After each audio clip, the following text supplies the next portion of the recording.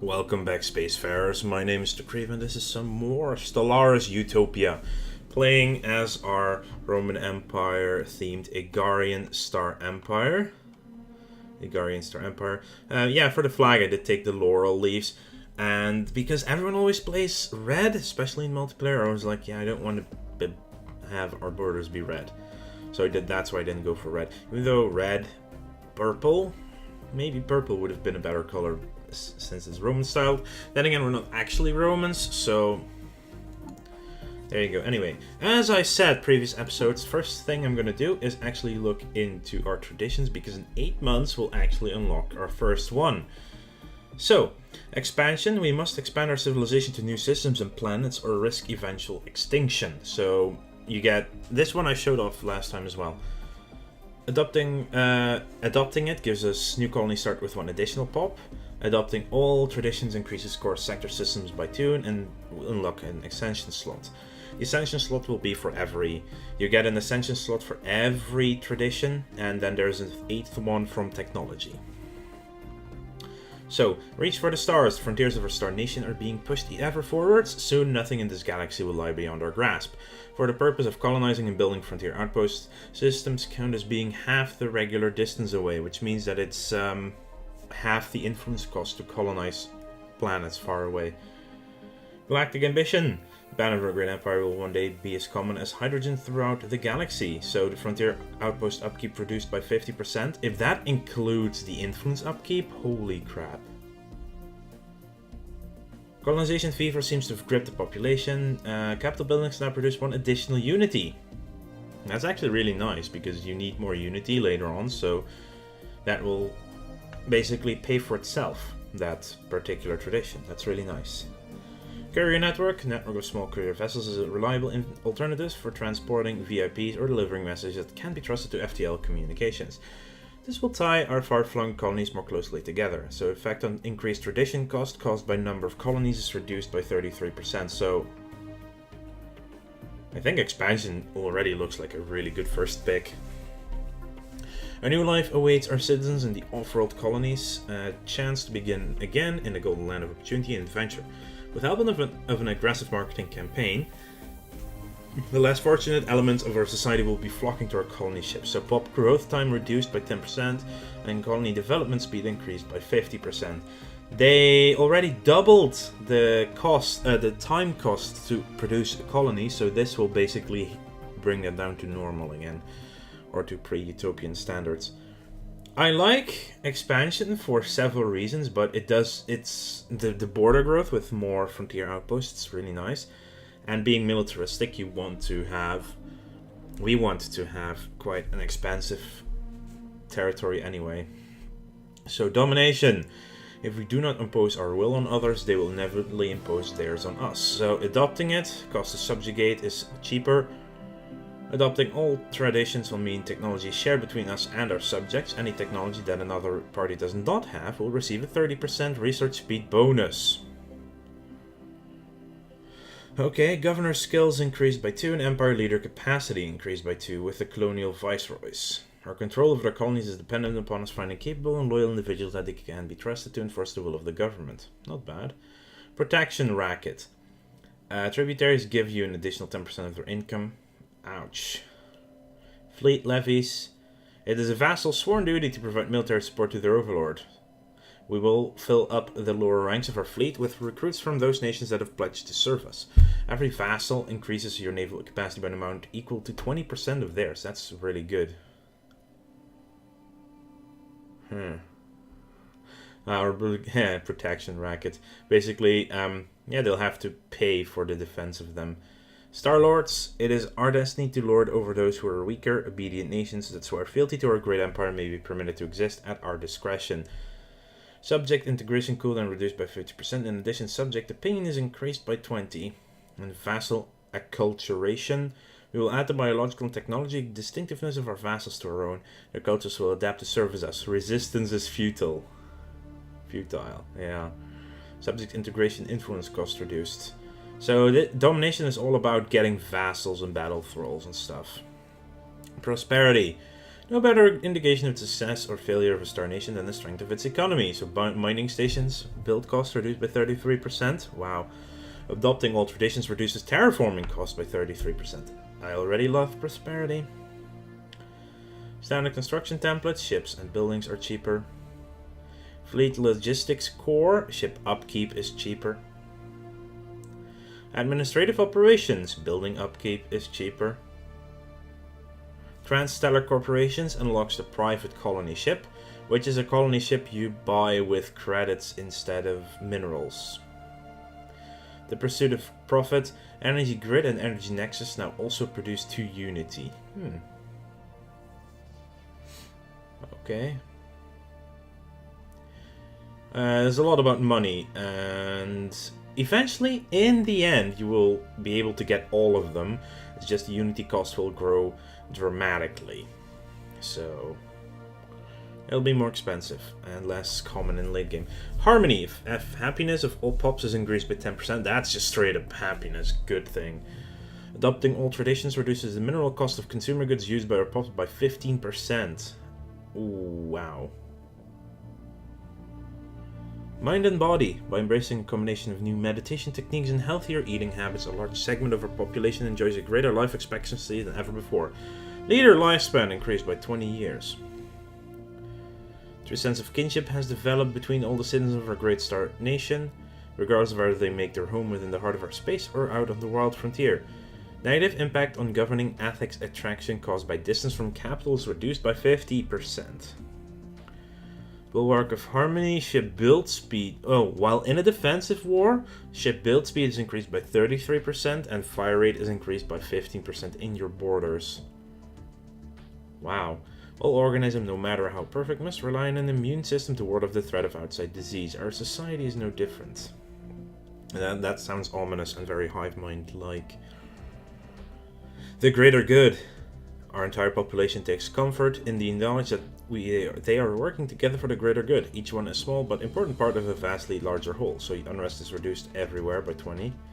The utopian dream. So long the promise of a better world has driven our progress. With the invention of the Paradise Dome, we're able to create environments that are blissful beyond imagination, bring us one step closer to Utopia. So that unlocks the Paradise Dome, which is no longer behind technology. Supremacy. The future of the galaxy belongs to those who are strong enough to seize it. Border range increases by 20%. I want it now. Also fire rate by 15% once you finished it. Okay. Master ship rights. Ship build speed and naval capacity goes up. Right of conquest. Seed planets cost is cheaper. Warrior mindset. Army damage increased by 25%. War games. Admiral skills increased by 2. The great game. As you continue to expand, other empires will inevitably challenge our claims as we would theirs. We are locked in a great game of resources and territory, and there's nothing less than our duty to come out on top. So Unity output increased by 10% per neighboring rival. Ooh. Diplomacy. The surest way to destroy your enemies is to make them your friends. Diplomatic influence cost reduced by 50% and your trust growth increased by 33%.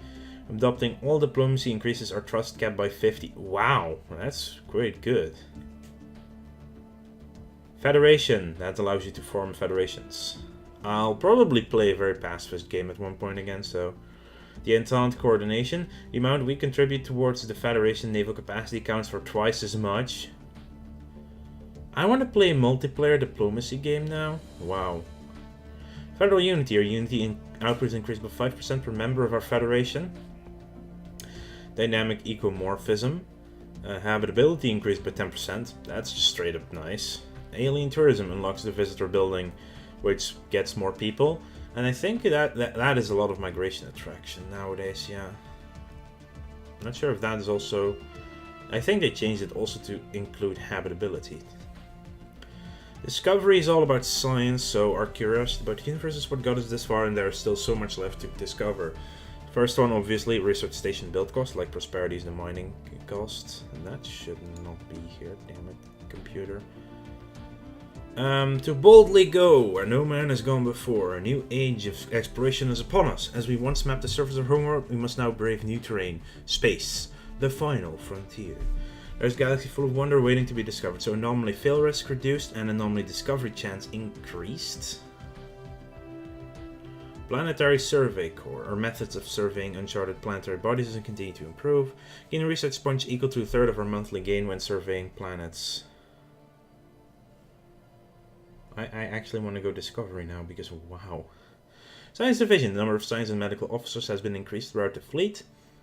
Organized into special science divisions, so scientist recruitment costs reduced by 33%. Polytechnic education. Leader skill levels, all leader skill levels increased by 1. So if you combine it with war games, you start, every admiral starts with 4 skill, just straight up. Faith in science. The assist research increases planet happiness by 10%, and when you finish it, 10% research speed. Oh my god, to boldly go is so nice. I want to grab Discovery and then into To Boldly Go and then get on with expansion. I think so, yeah, because Planetary Survey Core is also really good early game.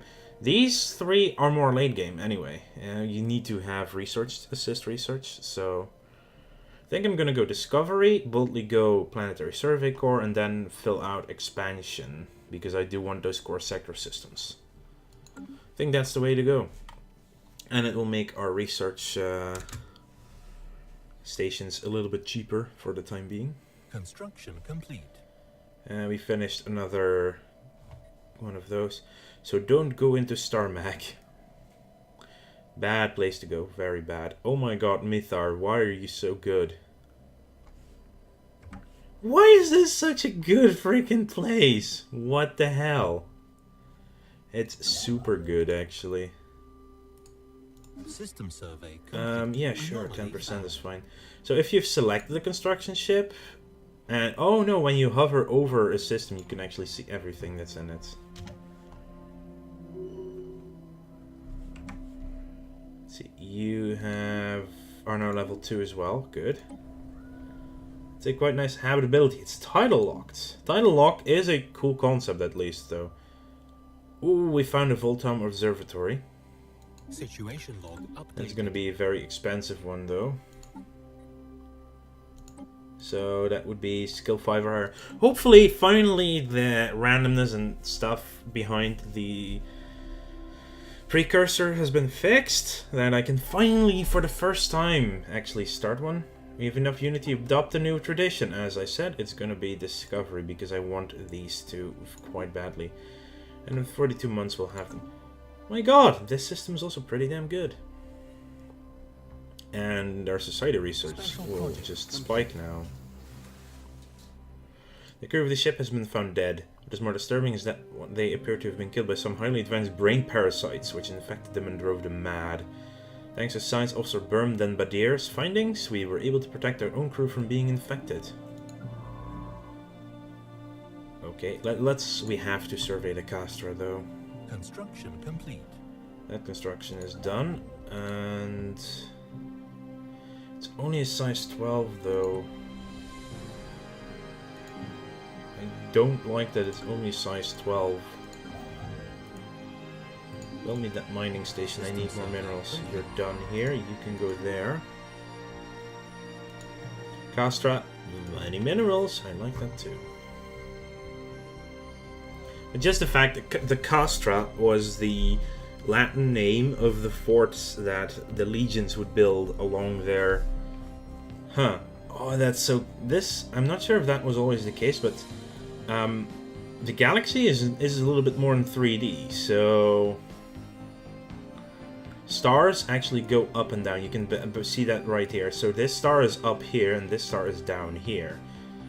Even though if you look normally at the map, the distance between them is not that large, but the distance is actually larger than between Vam and Ophil.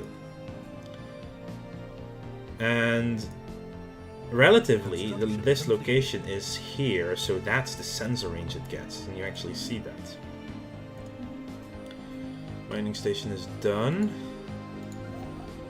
You need to get that mining station because we are running low on credits, and I have to be careful because when we want to get our colony going, especially in Vam, where it's where we want to go, we're gonna have to have some minerals in the, or some credits in the bank.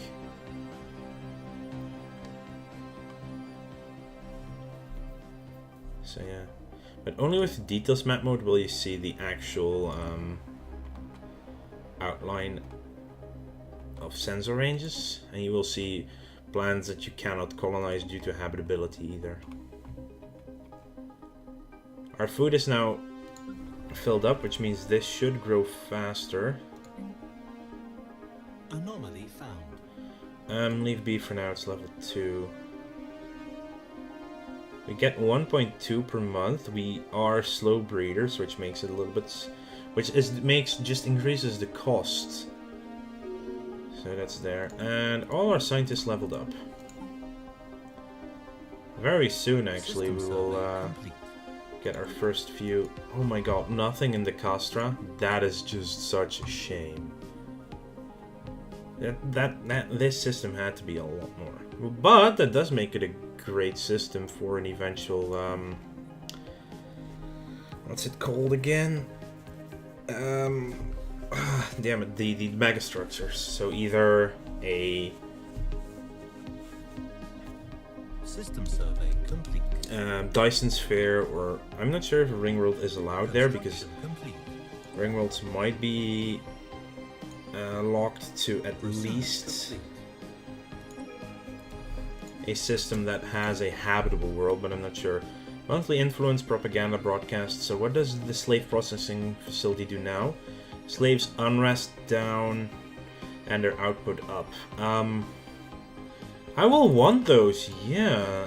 I'm not sure if that was the same thing before, but now that slavery has really been worked out, it just seems more fun to do it. That's why I'm, for the first time, really doing a slavery game here.